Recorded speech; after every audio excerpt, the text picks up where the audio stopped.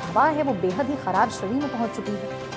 दिन के उजाले में लोगों को हेडलाइट का सहारा लेना पड़ रहा है। आप इससे अंदाजा लगा सकते हैं किस प्रकार से जो विजिबिलिटी है वो काफी कम हो चुकी है।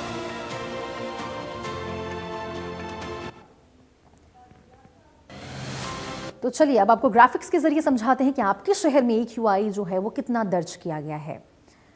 तो बात करें पानीपत की तो 650 AQI वहाँ दर्ज किया गया है। साथ ही अगर आप बात सोनीपत की करें तो 638 AQI जो है वो मापा गया है। रोहतक की बात करें तो 633 AQI मापा गया। आप समझ सकते हैं कि इस प्रकार से हवा जो है वो दूषित हो चुकी है। करनाल में 620 AQI दर्ज किया गया है। ये आपके शहर की हवा हम आपको बता रहे हैं। हिसार में 546 AQI मापा गया।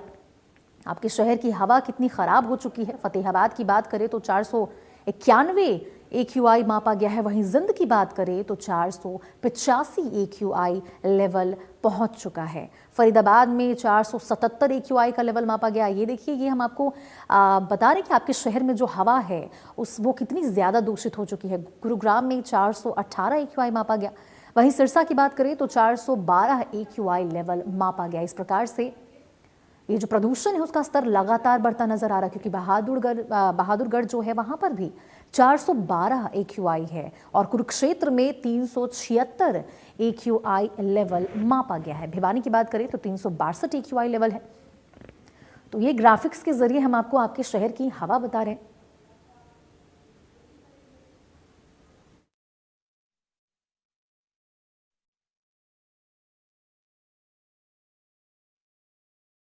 तो 285 AQI लेवल मापा गया है। तो ये देखिए, जो प्रदूषण है उसका कहर लगातार देखने को बन रहा है। और अंबाला की बात करें तो 221 AQI लेवल जो है वो दर्ज किया गया है।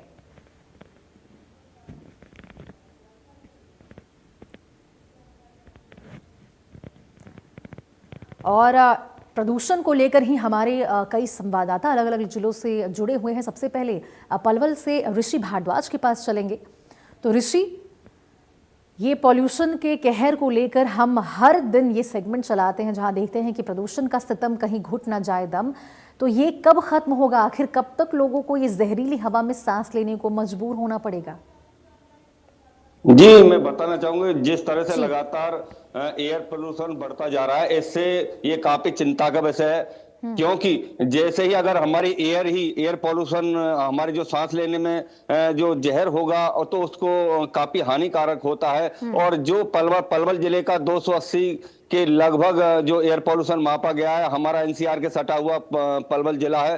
तो इस तरह से लगातार अलग अलग जिलों में हमारा एयर पोल्यूशन बढ़ रहा है। इससे काफी कठिनाइयां लोगों को सांस लेने में हो रही है, दिक्कतों का सामना करना पड़ रहा है और लगातार मरीजों की संख्या बढ़ती जा रही है। खासकर जो दमा के मरीज होते हैं, जो जिनको सांस लेने में काफी दिक्कत होती है, उनको काफी परेशानी उठानी पड़ रही है। छोटे छोटे बच्चे हैं जो उनको भी ये जो एयर पोल्यूशन की वजह से जुकाम, खांसी, बुखार जैसे बीमारी का सामना करना पड़ रहा है। तो अगर एयर पोल्यूशन हमारा खराब होगा तो हमारे स्वास्थ्य पर भी काफी प्रभाव पड़ेगा, क्योंकि हम सांस लेते हैं, वायु के द्वारा ही सांस लेते हैं, जिसकी वजह से वो जो प्रदूषण होता है वो हमारे शरीर के अंदर जाता है और जो वो कहीं ना कहीं हमारे शरीर में हानि करता है। तो इस वजह से अगर हम जो जहरीली हवा हमारे शरीर के अंदर जाएगी तो जरूर हानि पहुंचाएगी। तो इस तरह से लगातार एयर पोल्यूशन जो बढ़ रहा है उससे लोगों को सोचना होगा और जो इस पर रोक लगाने के लिए जो प्रशासन ने जो कदम उठाए उस पर मतलब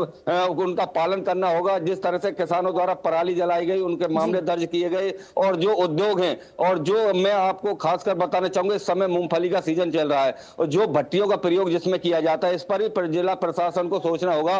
उन पर भी धुआं जो निकलता है, रोजाना 24 घंटे धुआं निकलता है, तो उन पर भी रोक लगानी होगी ताकि एयर पोल्यूशन में कमी आ सके। नहीं तो लगातार अगर एयर पोल्यूशन बढ़ता रहा तो जो लोग हैं उनको सांस लेने में दिक्कत होंगी, मरीज बीमारियां शरीर के अंदर ज्यादा फैलेंगी और लोगों को इसका सामना करना पड़ेगा। तो इस पर जिला प्रशासन को काफी गंभीर लेना होगा। जिस तरह से जो मूंगफली की जो भट्टियां उन पर भी रोक लगानी होगी, क्योंकि 24 घंटे अब चलनी शुरू हो चुकी है वो।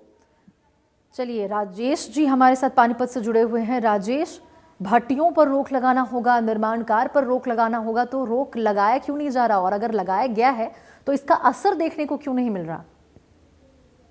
से ड्राफ्ट को लागू किया गया था। मंत्री अब बता दो कि इसके बाद से कि ये आदेश जारी किए गए थे कि कंस्ट्रक्शन साइट है जहां कोई भी निर्माण कार्य चल रहा है या फैक्ट्रियों के अंदर कोल जलाने की बात की, सभी को बंद करने की बात की गई थी, परंतु कुछ लोग चोरी छुपे भी इस फैक्ट्रियों को चला रहे हैं और निर्माण कार्य तो आप धड़ल्ले से ही हो रहे हैं। आप इतना ही छोड़ दीजिए कि भाई कोई पर्सनल अपना काम नहीं कर रहा है, बल्कि जो सरकारी ठेकेदार है वो भी लगातार जो है निर्माण कार्य कर ही रहे हैं।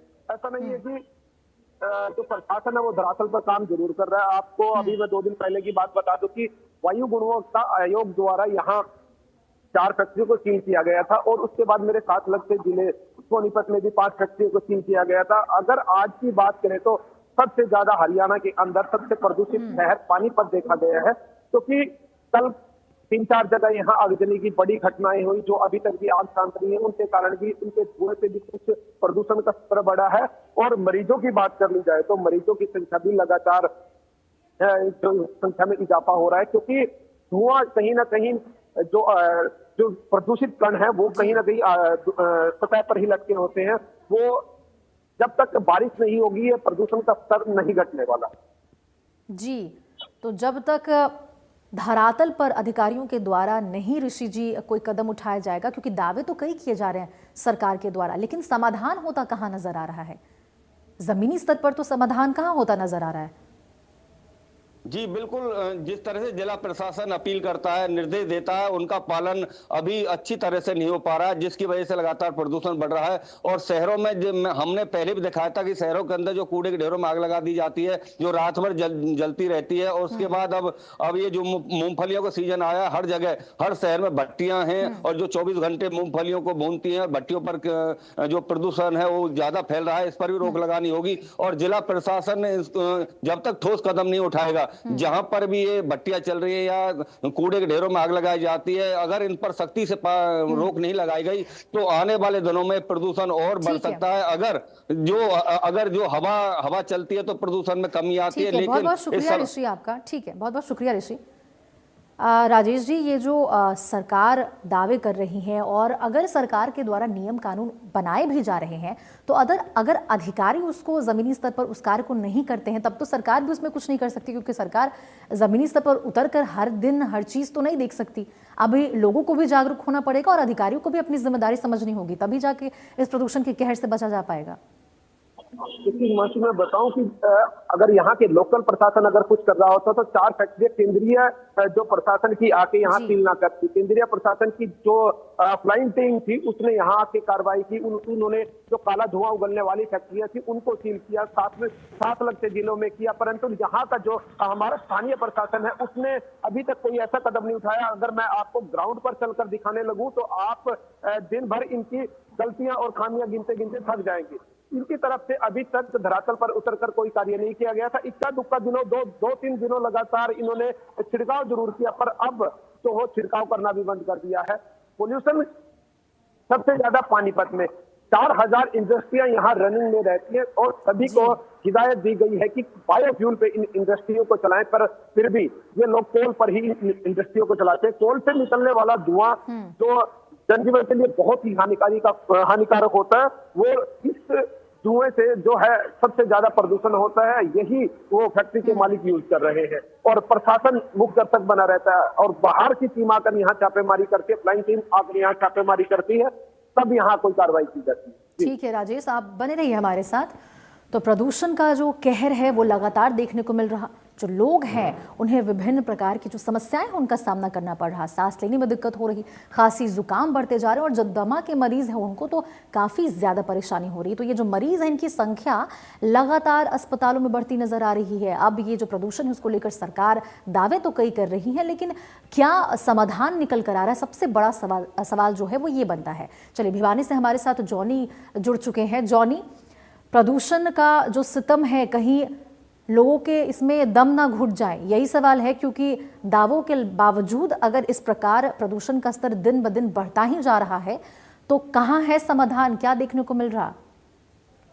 देखिए, बताना चाहूंगा कि जिस प्रकार से लगातार प्रदूषण बढ़ता जा रहा है, ऐसे में जो भिवानी के नागरिक अस्पताल है या कहें निजी जो अस्पताल हैं उनमें जो ओपीडी की संख्या है लगातार बढ़ती हुई नजर आ रही है। अगर बात करें तो नागरिक अस्पताल में जब इस बारे में हमने सिविल सर्जन सीएमओ से डॉक्टर वीर सांडिल्य से बात की तो उनका भी ये कहना था जो लगातार प्रदूषण का स्तर है दीपावली के बाद जो पहले की दीपावली थी उनसे कुछ कम नजर आता था, लेकिन उससे ठीक 3-4 दिन के बाद जो है स्तर लगातार बढ़ता हुआ नजर आया। क्योंकि आपको पता है कि शादी का सीजन है और शादी के सीजन में लगातार जो है लोग पटाखे वगैरह ले जाते हैं और उनको फोड़ने का काम करते हैं, जिससे कि जो प्रदूषण का स्तर है लगातार बढ़ता हुआ नजर आ रहा है। और इसके साथ साथ सिविल सर्जन का ये भी कहना था कि जो गाड़ियों से निकलने वाला धुआं कहे या फिर जैसे हवाएं चलती हैं उससे भी जो प्रदूषण गंदा होता है, या कहीं भी लगातार जो हवाएं चलने के कारण जो प्रदूषण से सांस लेने में जो दमा के जो मरीज होते हैं उनको भी काफी समस्याओं का सामना करना पड़ता है, जिससे कि जो अस्पताल की जो निजी अस्पताल कहें या फिर नागरिक अस्पताल कहें में जो ओपीडी की संख्या लगातार बढ़ती हुई नजर आई। इसके समाधान की बात करें तो समाज में डॉक्टर वीर सांडिल्य ने ये कहा कि अगर आप घर से बाहर निकलते अपने मुंह पर मास्क लगाकर जरूर निकले, क्योंकि मास्क से ये होता है कि बाहर जो वातावरण के अंदर जो धूल के कण जो है उसके सांस के द्वारा अंदर ना जा सके। और अगर आप मास्क नहीं लगा सकते तो अपने साथ में एक तौलिया जरूर रखें, ताकि बाजार में जाए या फिर कहीं बाहर जाए तो अपने मुंह पर ढककर अवश्य जाए, जिससे कि आप जो है बीमार होने से बच सके। खांसी जो काम के जो कीटाणु है वो आज बहुत ज्यादा तेजी से फैल रहे हैं, जिसके कारण जो है लोग की जो अस्पताल में जो लोग ज्यादा जा रहे हैं। और अगर बात करें तो आजकल जो है मरीज खांसी जुकाम के जो मरीज है बहुत ज्यादा हो गए हैं। जो मरीजों को डॉक्टर काफी शाम तक देखने का काम करते हैं, क्योंकि जो समय तो हो जाता है 5 बजे तक डॉक्टर चले जाने का समय हो जाता है, लेकिन उसके बावजूद भी जो है निजी अस्पताल में डॉक्टर देखने का काम करते हैं, क्योंकि जो है एक तो प्रदूषण बहुत ज्यादा गंदा हो गया है। दूसरी तरफ बात करें तो जो शादियों में पटाखे वगैरह फोड़ रहे हैं उससे भी लोगों को धुआं जो आता है उससे भी सांस लेने का भी समस्याओं का सामना करना पड़ रहा है। जी, यानी कि जॉनी जो सरकार कर रही है या फिर जो अधिकारियों के द्वारा नियम कानून बनाए जा रहे हैं, जो कदम उठाए जा रहे हैं वो तो ठीक है, लेकिन लोगों को भी जागरूक होने की जरूरत है अगर वो खुद को अपने परिवार को सुरक्षित रखना चाहते हैं तो।